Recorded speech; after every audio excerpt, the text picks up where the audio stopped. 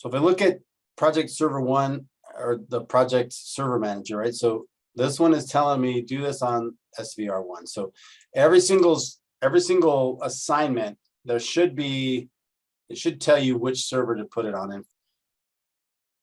All right, so this is Server Manager here, and I know in order for you to get your server up and running, we use a lot of things in Server Manager. So we should be somewhat familiar with what Server Manager is doing, but let's take a look at what's going on here. Within the Server Manager dashboard, observe the roles and server groups shown. So, right, so I've got file and storage services, I've got local server, and I've got all servers, and I've got, these are warning messages, right? So there's something wrong with, right, so it wants me to download the Maps Manager and some other stuff. I'm like, that's not even, right? I'm not even concerned with those things. But if this was you and you're logging into your Server Manager, you know, and you're logging in Monday morning and you've now got these red warnings, you're going to definitely want to go and check out, hey, what the heck is going on? Right, so all servers, this is telling me, this is telling me on this server. Oh, did I not change my names? I didn't change my names. All right, that's awesome. I love the fact that I didn't do that. So I apologize. So this server should be 2620-server-1. But you can see right here the server names are listed and what the problem is. Local servers, that's going to be whatever server you're currently on, right? And then all servers will be any server that you added to Server Manager for later on. Okay. But yeah, so in our world, red is not a good thing, right? So red is usually a really big issue. So, and you're usually trying to get rid of anything that's red. So any kind of time you see metrics, right? There's any kind of metrics board or ticket counts or things like that. There's usually green, which means you're in the good. Yellow means we're kind of in that weird phase where we could start getting in trouble, and red means we're definitely beyond. We've busted our SLA, or we have customers that are pissed, or whatever the case is, or systems not functioning the way they're supposed to function. So things to be aware of. Okay. So let's take a look. In this case, click services under the local service, and that's what we did. You know, we've kind of looked at what's going on. Honestly, on this one, I wouldn't be, you know, because it's, again, this is a non-production environment, but like this thing right here, right? Somebody can take care of this. Like, does it need to be stopped? It's an automatic delayed start. Do I really need that to be like that? I don't know. Like, we can go and figure out, go look into these things and figure out, do we really need these services? Do I need alerting on these services? And kind of go from there. Okay. So let's talk about, and even notes here, is many things are related to delayed start, right? If you see red flag and listed delayed start, click refresh icon in the upper corner in Server Manager, and after a few minutes, the red flag will disappear. Okay, so right up here, right? That's what they're actually asking us to do. So what we're hoping, because those are delayed starts, these things should go away after a few minutes, right? It takes a little while for everything to kind of clear through and work through. So number 3, highlight the local server. So over here, local server, right, in the navigation pane. This is the navigation pane on the left-hand side here, right? So observe the default event pane. So down here, we got a default event pane. Right now, there's absolutely nothing going on down here, right? I don't have anything in my events panes. And we can see if we scroll down further, right, we can see the services that are running and or not running, actually services on the machine and kind of their current state. And then there's actually a best practices analyzer down here that we could actually run, I believe, right? You can start the BPA there, and it'll run a best practices analyzer against your machine and give you some ideas of things that you could fix to get your machine kind of into compliance with best practices. Additionally, there's other things down here below, you know, some of the performance monitor stuff that you would normally see in performance monitor or task manager. And then you can see down the very bottom roles and features that have been installed on this machine. Right? So there's going to be Microsoft-based roles and features. Normally that we install through manage, add roles and features. Okay. And throughout the semester, we're going to manage, add roles and features pretty much every class. Right? that's just what we end up doing. All right. So yeah, so just kind of see that there's, you know, there's lots of good detail here, and you can modify what detail is shown, and you can modify what, like what data do I want to actually see down here. Right now, I don't think I'm filtering on anything. I don't have any, I'm not looking at any event logs here. I think you could easily set this up, if I'm not mistaken. So configure event data. You can set up just criticals, right? I'm not worried about warnings, 24 hours, and then what logs do I want to pull from, right? So that you can pick all the logs that you want to pull from, right? So, for giggles, I'm going to click all, which is probably not a smart idea. I'm going to tell you that up front. It's never a smart idea to pick all, right? But I want to see if we can get something populated in here, just as an example. So now I've got errors and warnings all over the place, right? So, and then it's telling me which log it's in. So this is in WMI activity operational, and this is in Windows Server Manager management provider operational, right? So these aren't in the kind of the major. So here's some other things, right? So lots of different logs that are going on, but I'm not seeing like your major ones, the applications, the security log, those kind of things. Okay. So it looks like we have lots of little kind of errors, and it looks like they're all kind of related to WMI or some kind of weird, app X packaging and things like that. So, but any of these, like if I were to click on it, I can see the error down here. And if I really wanted to, I could, as a sysadmin, I could kind of clear these up, right? So even though like maybe I'm looking at this going, is this important? Maybe it is, maybe it isn't, right? But if I have somebody with spare time, like if I have an engineer with spare time, hey, let's clear these errors. Like let's figure out what's causing the error and solve the problem so that we don't have the errors, right? Because every error that your system throws, that's a delay, and it maybe it's microseconds, right? Maybe it's, maybe it could be more than that, but any delay that you cause from errors happening and then being recorded is time that your computer is spending with that kind of crap versus actually processing things like logins and other stuff that you want much more important. So I'm always a big fan of this. We used to do a lot of event manager cleanup, right? That was one of the big things that my company did for a long time. I'll show you what I'm talking about if you don't take a little side to it for a second. So back in the day, we used Kaseya. So Kaseya had a super huge data breach the other day, or not the other day, probably, I don't know, it's been almost a year now, I think. But then that was right before, can't remember the one that was the government one, the SolarWinds or something like that, right? It was their management tool that got hacked and people were able to take over machines and stuff like that. But say I had something similar in the last year, but this is the system that I used to use. And I'm trying to get this thing where it's big so we can actually see it. This is the report that I used to use for my customers, right? So I would go into my customers, and what we would do is we would install this little Kaseya agent. So it's this little bitty, tiny little program that would sit on the machine, and then it would call back to our server and ask the server for instructions. So we could run, anytime we would evaluate a new client, we would go into the new client, we'd sign a contract, say, hey, we're going to put this on there for a week. We're going to provide you with details. And then if you hire us, we'll leave the software there. If you don't hire us, we'll remove the software as part of the process. And that process doesn't cost you anything. But we would grab this report. So we would go and we would put this agent on there, and it literally would go through like all these event viewers and every single log, and it would fire off all these warnings and errors and all kinds of other crazy stuff on the event viewer side of things. Always, like there was nobody's machine, nobody thinks their network is in total shambles until they see this report, right? And we would always show up, and they'd have like a score of like a 60, right? So you say, your network currently has a D grade, right? A D grade, right? Our goal, right? If you hire my company, our goal was to get you to an A grade and then keep you at an A grade. So as long as it's 90% or better across the board, then or on average, then you would, pay me, right? And then if I didn't keep it at 90, then we would discount, our monthly fee to you.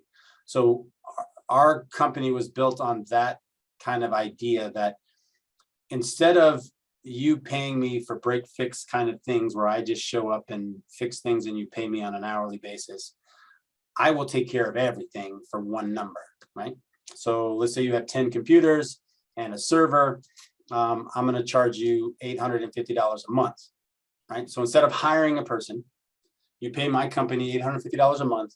I have five technicians.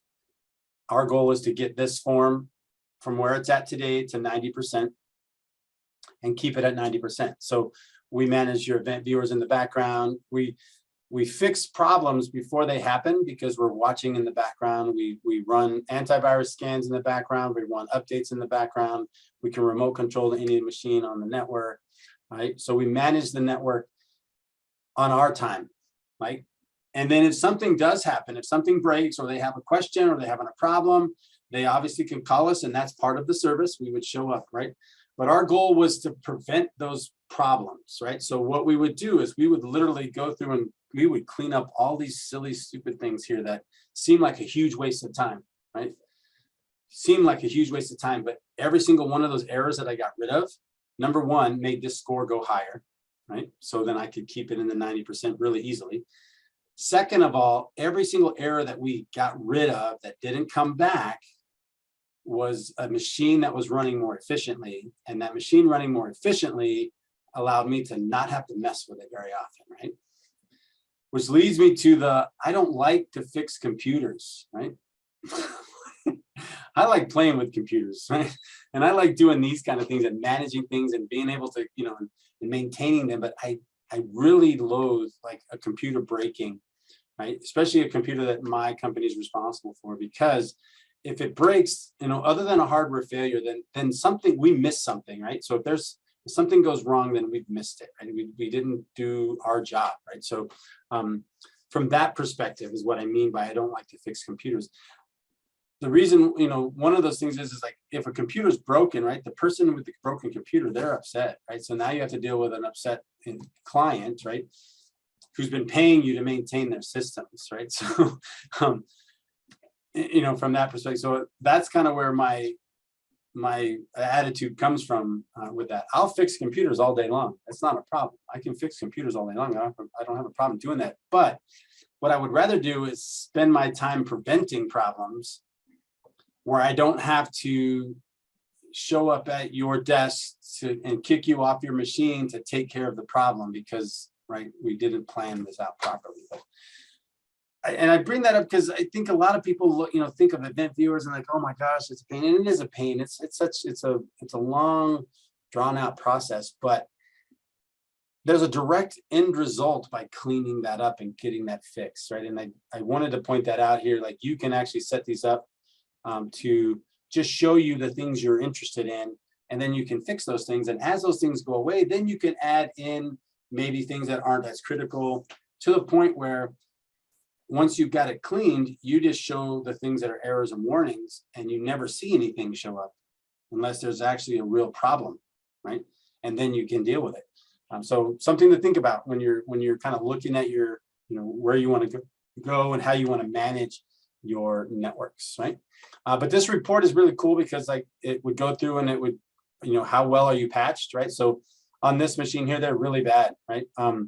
They've got 45 machines that are fully patched, 12 that are missing 1 to 2, 15 that are missing 3 to 5, 60. I need my glasses. It's a really bad graphic as it is. 60 that are more than 5, and 100 that they haven't even scanned, right? So they got a really crappy patch score, right? So one of the things we did was try to get that patch score, right? If we get all these up to 90, then we obviously would have a 90 grade here, but you know, patch score. So this drives our decisions. Like this whole, when I talk about metrics and I talk about, you know, management system, this would drive what we concentrate on, right? So if I'm looking at this and I'm responsible for this network, right? I have somebody working on patching today, right? That's what they need to be working on because that's where we suck, right? The next thing is going to be backups, right? Which, holy cow, 63% on backups, like that's a problem, right? If you only have 63% of if you have a 63% score on backups, right? That means you're not really managing your data protection, right? And the other thing they have a really bad score on is antivirus. They're at 50% antivirus, right? So again, now we're leaving windows open for people to attack, right? And this report would tell me all of that, and then I can then concentrate on what needs to happen, right? And that's that's how I ran my company for 11 years. That's exactly what we would do. Every day we'd look at, or not every day, every week we would look at everybody's reports and say, okay, what do we need to work on this week for this client? And what do we need to work on for this client and this client and this client, right? And where are our scores, right? And when is the next reporting period, right? So we always needed to have that score above a 90% at the next reporting period, because then getting the invoice and the paycheck are a whole lot simpler than I show up with an 80% and I promised you 90, right? So something to think about as far as management is concerned, right? How can you manage your networks? And a lot of it, like you can see a lot of it here in Server Manager. And I think if you start, for those that have done some of these assignments already, you can start to see that there are lots of built-in tools that will allow you to manage all these things. And I could actually, with Server Manager, I can consolidate all of my servers and I can consolidate all of their event viewer problems, right, into one pane of glass, one space where I can go see all those things. Okay, so if you're responsible for the servers only, right, then using Server Manager will give you a really good insight into how the system is set up, right? And we've not even gotten, we're just going slow. I'm hoping that by explaining these things and why they're important, I think that's helpful, I hope, right? Okay, so let's observe the default events, right? There was no default events. I had to actually go and tell it, right? And I think that's just because I never configured it, right? So if you go to task, configure events, you can tell, hey, which ones do I want to see? Like I'm not going to be worried about warning. And then right now it's like only things that have happened in the last 24 hours, right?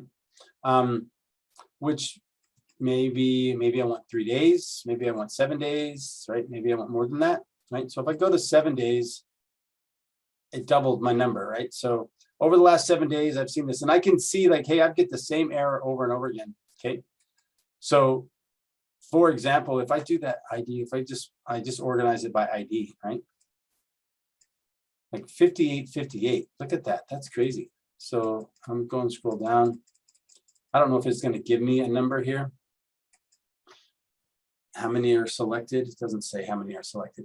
But it looks like there's only 2 errors after that.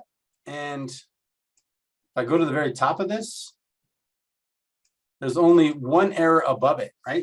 So out of 112 errors that happened this past week, 109 were the same exact error. Okay. Now fix 1 error and 109 errors disappear for the next week. I don't have 109 errors that happen again. And now I only have to deal with 328 and 7054 and 7201. Okay. So that's another way to kind of think about when you're looking at what do I need to work on, right? When I'm looking at errors in Event Viewer, which one has which one is causing the most errors, right? And this is the same exact error on the same exact machine. Okay. So if I fix that error somehow, can it be fixed? I hope it can be. If it can be fixed, then if I fix that error, then that's 109 errors that I don't have to deal with next week, or the next week, or the next week, or the next week, or the next week. Right? They're gone. Okay. And then I can concentrate on these other ones, right? So this one actually, I'm thinking, to me, as I look at this for this particular server, right? If I were to task somebody, a morning to deal with those 4 errors, there's a high likelihood that we'd be able to solve those 4 errors this morning. And then I've got this machine, like a check mark on this machine that, hey, we've done our event viewer scan and we've cleaned up those errors. Okay. And I wouldn't expect to see those errors come back going forward. Right. In the performance pane, we kind of scrolled up and down from here. There's a performance pane down below. I think I showed you that a minute ago. I think I've done a lot of this already.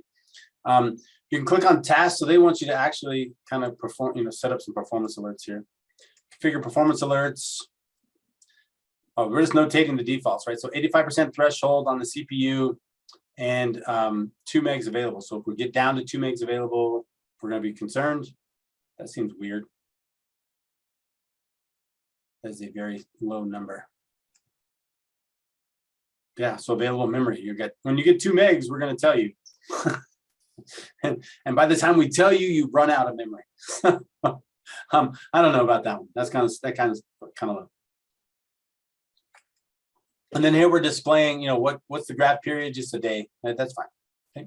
I'm not going to change anything, but that's what's shown here. So you can actually filter that out, and you can kind of add some extra things to see more stuff or more relevant information from that. Okay, in the roles and features pane, this is that last pane we talked about, right? Here's all the different things that we've got installed on this machine. Click task, add roles and features. So it looks like from here, can we add roles and features from here? Does that bring up the wizard? It does bring up the wizard, right? So, so you can click on that to get there. You can go manage, add roles and features up here. That'll get you to this wizard as well. I'm going to imagine there's probably, it is Microsoft server, so there's probably 4 other ways to do that. But those are going to be the 2 main ways. I think 90% of the time you're going to click on manage, add roles and features. That's the simplest, easiest way. But if you're already down in here and working on this, you can add a feature here. Right? We're going to skip this page by default. Click next. Oh, they want us to add stuff. Okay, so we're going to go next. Roles-based feature. Yeah, we're just going to click next there. Okay, select the server from the pool. We only have our local server here.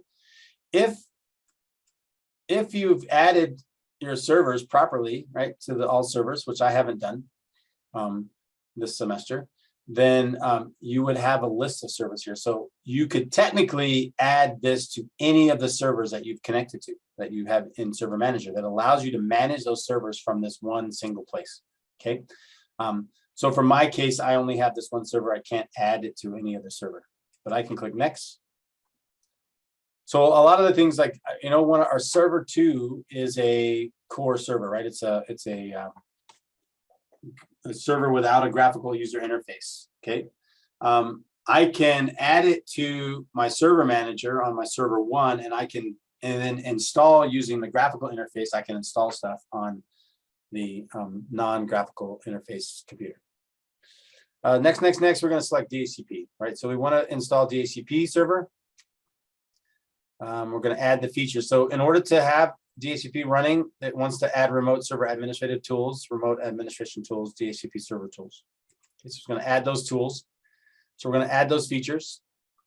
Right. And then from here, we're going to click next. And I don't think it wants us to, oh, it does. At the select features page, they want us to add the Telnet client, which is not a smart thing to do, but we're going to do it anyway. Telnet client. Okay, click next. And then next and install. So we're going to install Server Manager or DHCP with all of the tools that are needed for that and the Telnet client. Awesome. Install. So now we're installing this as a DHCP server.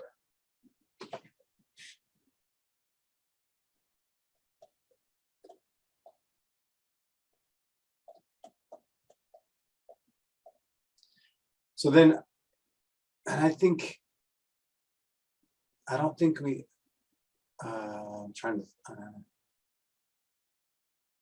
I don't think we have DHCP in this class until really close to the end as far as configuring it. So we may insert for the next chapter 3, module 3, we may insert a real quick DHCP configuration so that you can pull an IP address for your Windows machine, your Windows 10 machine.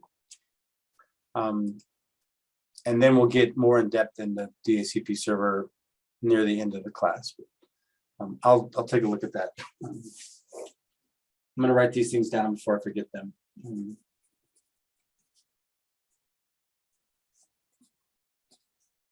If we do something like that, it'd be like a 20-minute thing. It wouldn't be a real drawn out deal.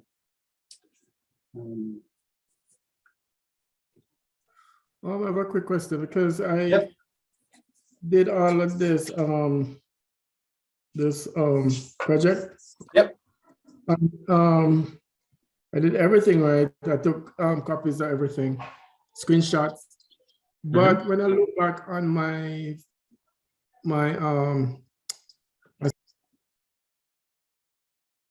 it's still showing red flags on the local server, even with the changes I made in the services I'm still seeing red flags.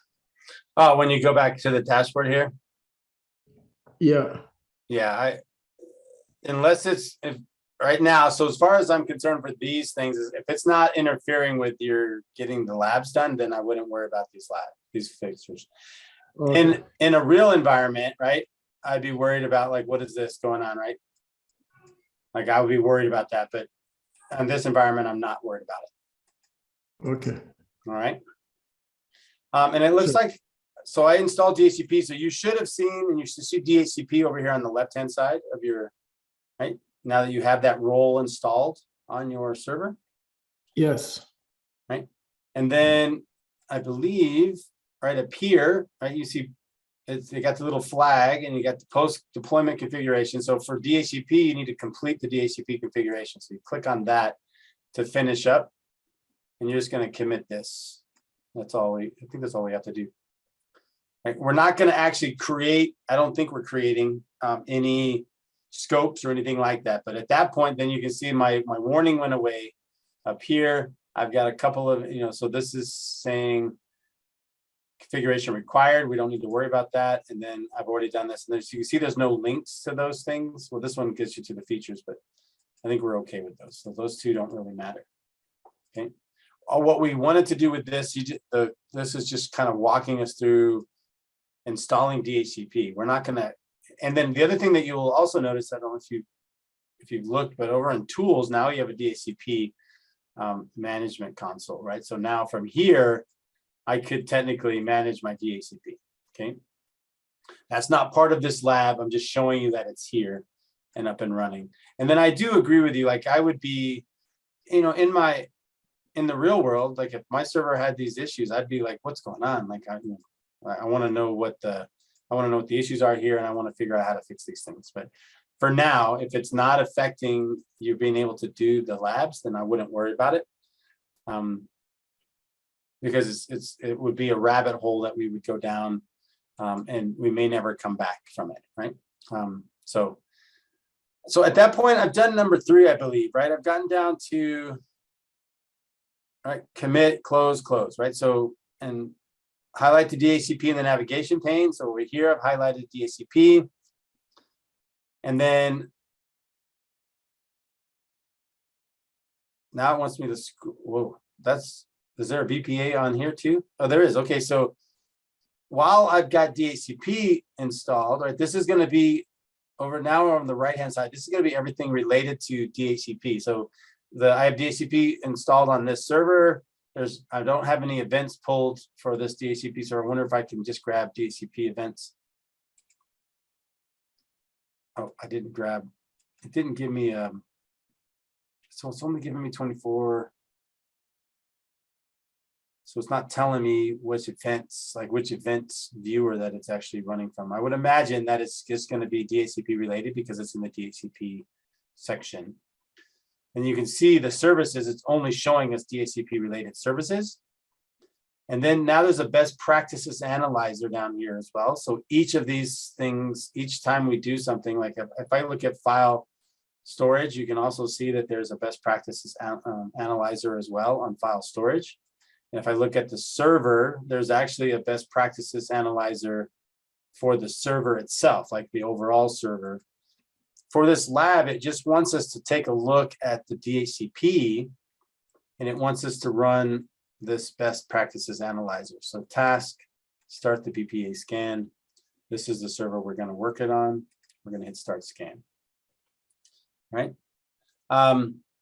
Note the warning errors that you receive. So there's an error here. Error should have at least one IP4 scope, right? We haven't done the scope, right? So it's pointing out to us, hey, best practices, you should have at least one scope if you're going to have DHCP running.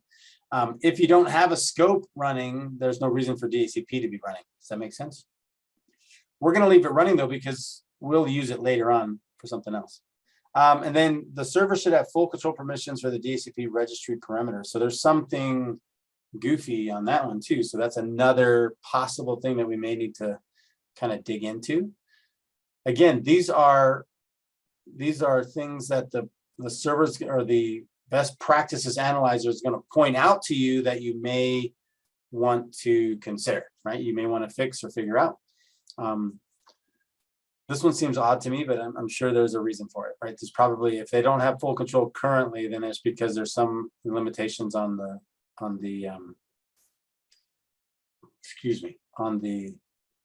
permissions for the registry.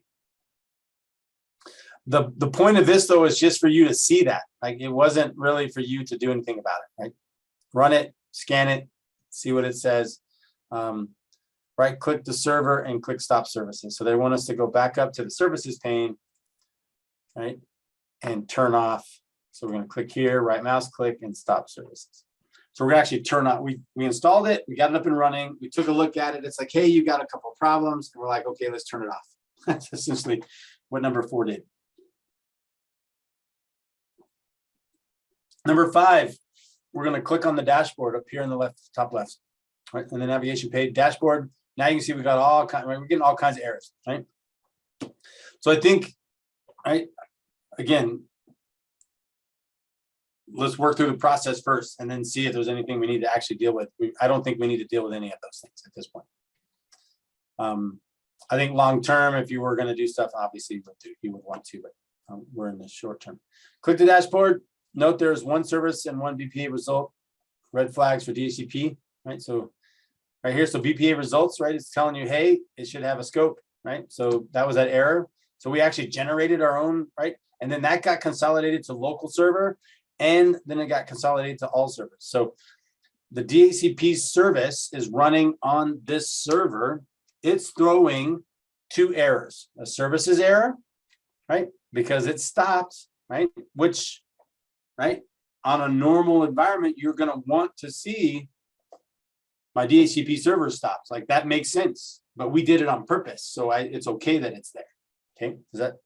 Am I making sense to that? Like, that one exists because we just turned it off. Okay. This result here is because, hey, BPA says you should do something and you haven't done it. So those are going to flag on DHCP. Now, DHCP is on the local server. So now the local server is going to flag on the same 2 things, right? If I go to services, one of them is going to be the DHCP server is stopped, okay?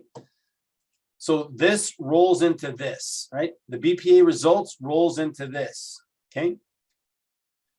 And then the local server is going to roll into all servers, right? So the only one that doesn't make sense is, why is this event viewer error not showing up over here, right? To me, right? Because it should have rolled over to this error over here, okay?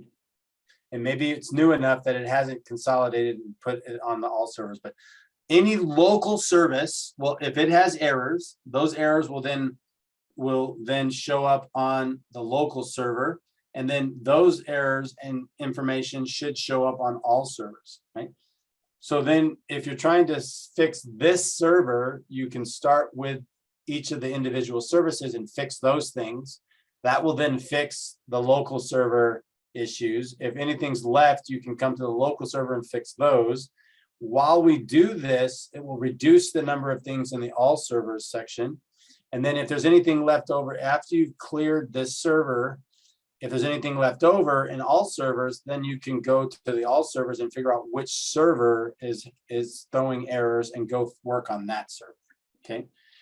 For this class, I'm not overly concerned with this unless the lab specifically has us go do something with it, right? And right now, it just wants us to observe. Right? That's all it is. Click service on the local, right-click DHCP server, start service. So it's actually, it's going to let us actually fire this back up, right? So from here, I can start services. Okay, and that's going to clear this services error, which should also clear one of these services errors, which would also clear one of these services errors. You just saw it all happen, right? The other one is here, right? We have a BPA, right? The server should have at least one scope. So we could, right, go out to the server here.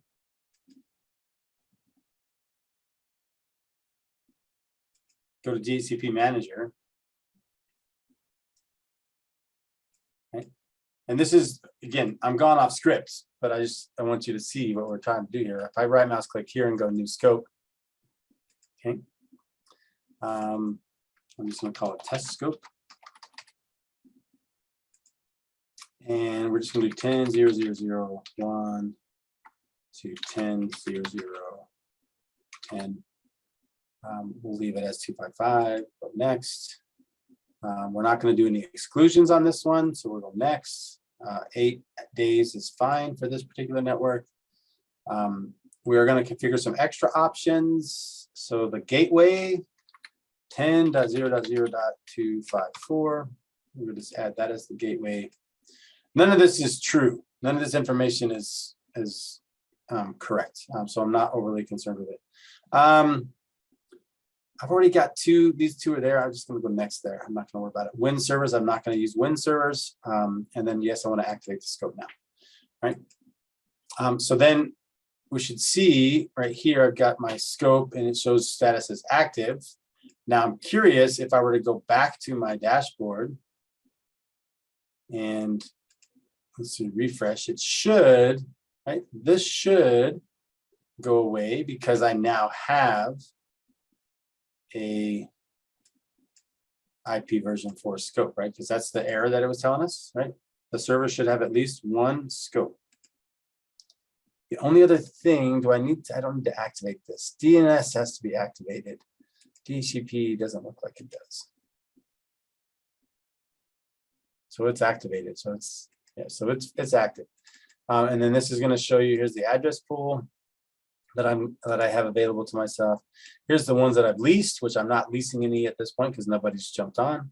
And then scope options, here's my router and here's my DNS servers. Okay, so all of those things are there. You can see by the green check mark here, IP version 6 says it's showing too, but I don't have any scopes running there. This shows active here, so it should be fine. We should be good. And you can see that if I click here, it would deactivate the scope. I'm going to close that, close this, and what I'm looking for is for this. Again, this was just, again, I went off script to clear this little silly error. Right? It should go away. I also see up here that I've got a, so it's refreshing the server details. So at some point, this thing will disappear. If that disappears, this disappears, that disappears as well. Right? And then this should go back to looking like this. And then I'll still have events and other things that need to be dealt with here. But that would be kind of the process, right? Do I really need to create that scope? No, I just did it so that I could get rid of the error. Is that the way to do this in the real world? Probably not, right? You want to have the, a scope planned and understood and what you want to do. All right. Anyways, I'm hoping that helps kind of look at that. And then, so click on services, start services, right? And then click BBA results on the local server.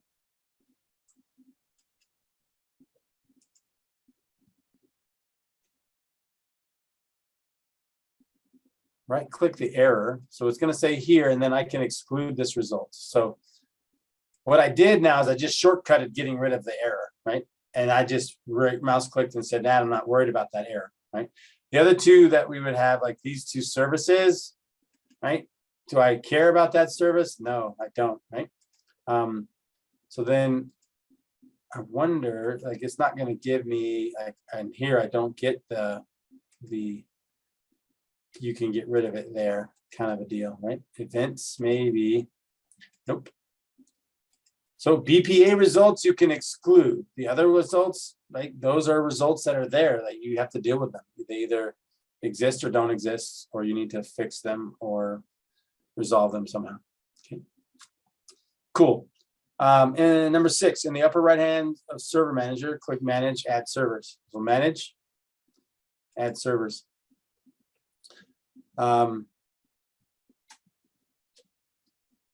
Active domain by DNS name or import from a file. Because your computer is not domain joined, you do not see any entries, right? So we don't see any entries in the Active Directory tab.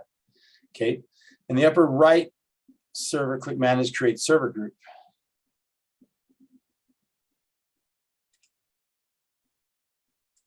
Manage, create server group. And this is just server group window, specify building 1. All right, so I'm just going to say building 1 is fine.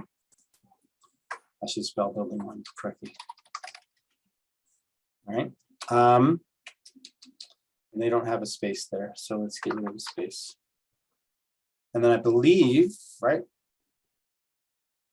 we're not using server X, right? So realize, right, you're going to use whatever server is here, and you're just going to add it over to this group.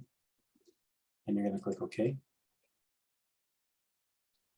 All right. And you can see now we have this building 1, and it looks like a group of servers.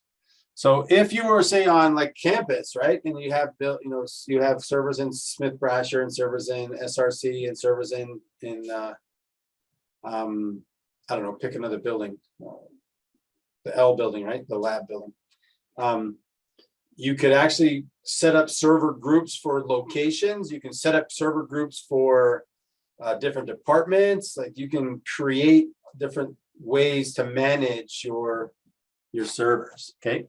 So all we did was just created a building 1, and we put this local server into it. Okay.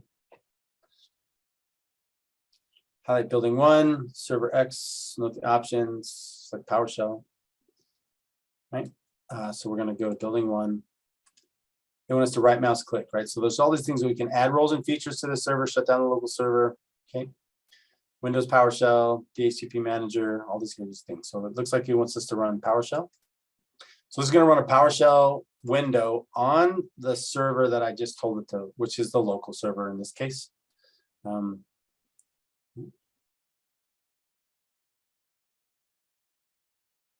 Close the window. Great. Just open and close it. And in the upper right-hand corner, click Tools and Manage Server Properties. Click Manage. Wait, click Tools. Note the tools that are available. Okay, we've already done that. Manage Server Manager Properties. So it's going to refresh every 10 minutes. And then you can click on Do Not Start Server Manager automatically at login. But we use Server Manager in most of our labs, so I like to leave it running. You're welcome to click on that and make it your default. If you've clicked it and you really don't want it to be clicked, you can unclick it. Right, Server Manager shows up down here. I think also if you just type in Server Manager, you should be able to get Server Manager there. Okay, to run that.